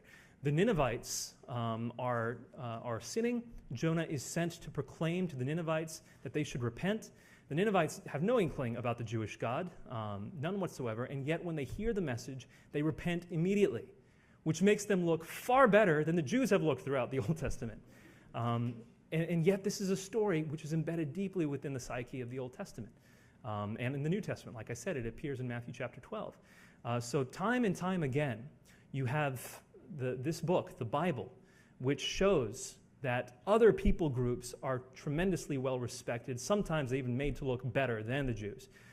Also, you find within the Pentateuch laws which uphold the sojourner. So non-Israelites, non-Hebrews traveling through Israel are given a lot of respect and accorded great treatment throughout the Old Testament. So you find this intersection of the Jews and Gentiles to be not one that's, as it's often caricatured, as extreme animosity. That's simply not the case.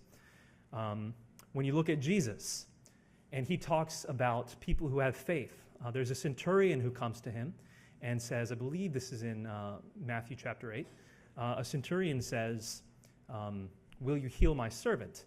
So here's a guy, a centurion, who loves his servant. You don't even see love like that in much of the rest of the Gospels. And so Jesus says, yes, I can come and heal him. And the centurion says, no, you have authority to heal him from where you are. I know the Jewish laws. I know that you can't come into my house, so don't bother yourself. Just go ahead and heal him from where you are. And Jesus' response is that he marveled at the centurion. And Jesus doesn't marvel at any other point in the Gospels. He marvels at this Gentile.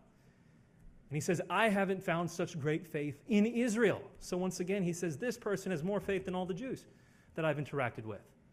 So much so that there are many scholars in the 20th century who see the New Testament as anti-Semitic literature, which is ridiculous because it was written by Jews, but whatever. It just goes to show how pro-Gentile the Gospels can be at a certain point. And so basically, unlike other books that are written from a very geocentric perspective, this book, the Bible, 66 books actually, upholds the other as well as the Jew. Let's see how much more I want to address this.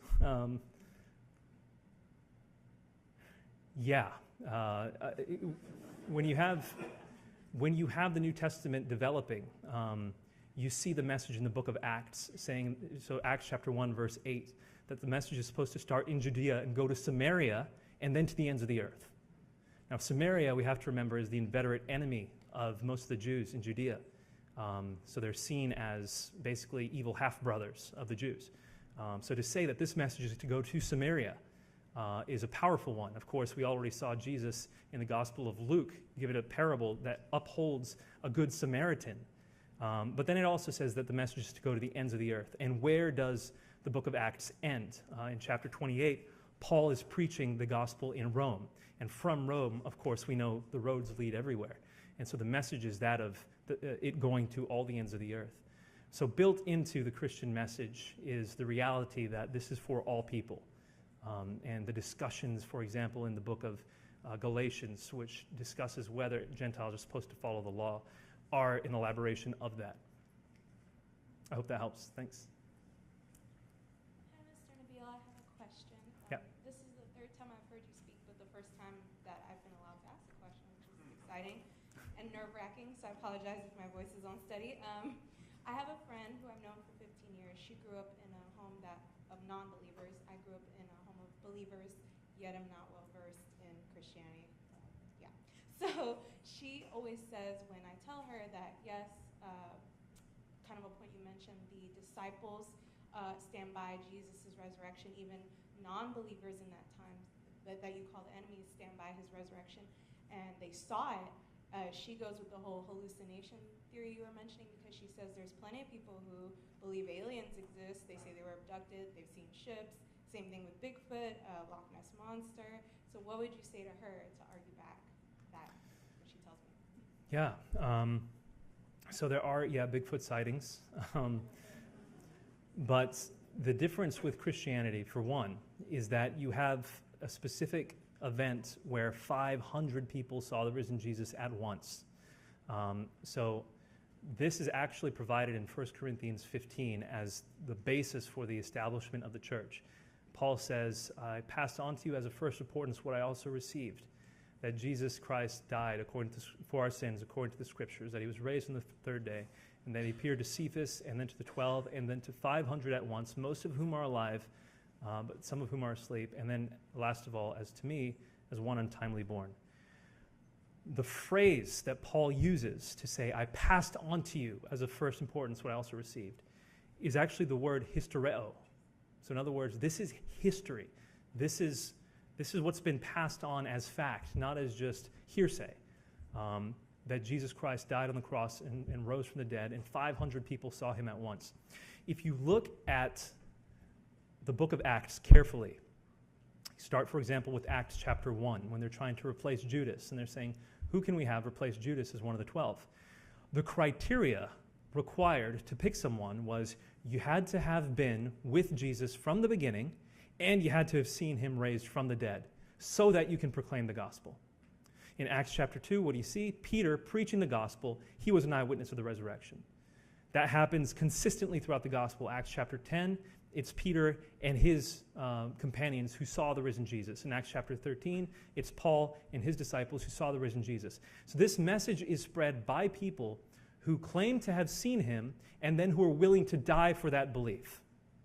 So it's not just, hey, I saw Bigfoot. It's, hey, I saw Bigfoot and I will die for that belief. And that's not something you generally see. And also it's, and I saw it with 499 other people who are also willing to die for this belief. So this goes above and beyond simple sightings. It's a group, and it's the willingness to truly die for their beliefs, which is why the scholars who study the historical Jesus say, look, they really believed it. People who have Bigfoot sightings, do they really believe it? I don't know. Some do, some don't. I don't know. But when it comes to the disciples, they really believed it. In the case of, again, Paul, you had someone who wasn't following Jesus, had nothing to gain from saying he saw the risen Jesus. In fact, he lost everything, ultimately his life, for saying he saw the risen Jesus. So if you're willing to give up that much for your claim and then to die, you're much more credible than someone just saying, ooh, I was abducted. Not to say people weren't abducted. I'm not gonna draw that judgment. Maybe they're abducted by aliens, sure. But I'd be much more likely to believe them if they were willing to die for it and 500 other people were abducted at the same time. Then I'd be much more willing to believe it. You're welcome. Nabeel, this is our final question. Christians make a big deal about the bodily resurrection of Jesus. is it possible that the resurrection could have just been spiritual? And if not, why is the bodily resurrection important or meaningful? Yeah, and there's disagreement among scholarship on this issue. So, for example, I studied at Duke University in the New Testament department, and there were many who were there, professors who would call themselves Christian, but very few who actually believed in the bodily resurrection. I do believe that the New Testament says you have to believe in the bodily resurrection. 1 Corinthians 15 makes that pretty clear. What was the second part of your question? Is it possible that it was spiritual? And if not, why is the bodily resurrection important? Yeah, so the view of resurrection in that time was a physical one. For example, I believe it was, who was it? Was it Joseph who asked for his bones to be taken? It was Joseph. Who asked for his bones to be taken when ultimately the Jews would go to the Promised Land. Why? Because it was viewed at the time that the bones themselves would be restored to life. The tombs throughout Judea often had bones that were placed there, which were, the reasoning behind which was that these are the very bones that will be raised. This is why Jews weren't cremated, and why when their bodies were desecrated, for example, by the Romans, it was seen as a tremendous affront. That was the view of resurrection. So to impute upon Jesus the view of a spiritual resurrection, I think, is actually anachronistic, and it speaks against what Paul clearly says in 1 Corinthians 15. Now, Paul does say that there is another kind of body once you're raised. That there's the perishable body versus the imperishable body. But once again, it is a body. It is a physical body. Also, Jesus in the book of John says, "If you don't believe it's me, put your finger in my side." And Thomas is like, and so once again, within the Gospel of John, you have more reason to believe. We're talking about a physical resurrection here. So I would say to argue a non-physical resurrection is going against what the message says. It's going against what Jesus was saying when he said, "I would rise from the dead." Thank you so much. It's been an absolute honor to speak to you tonight.